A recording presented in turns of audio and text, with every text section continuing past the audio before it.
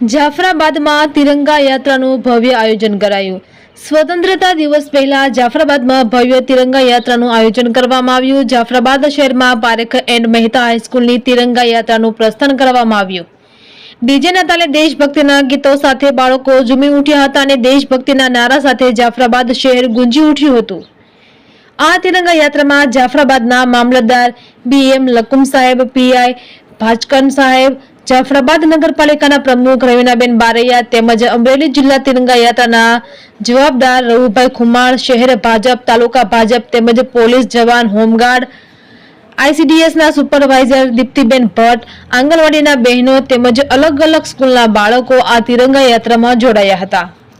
આ તિરંગા યાત્રા જાફરાબાદની મેઇન બજાર, બંદર ચોક, કામનાથ મહાદેવના મંદિરથી ફરી પરત પારેખ એન્ડ મહેતા હાઈસ્કૂલ ખાતે પૂર્ણ કરવામાં આવી હતી। રિપોર્ટર જગદીશ બારૈયા, જાફરાબાદ।